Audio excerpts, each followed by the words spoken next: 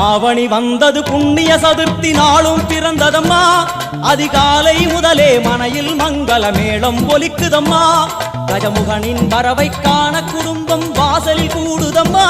மாக்கோலம் இட்டொரு மனை மேல் வந்தான் ஆரத்தியாகுதம்மா கணபதி ராஜா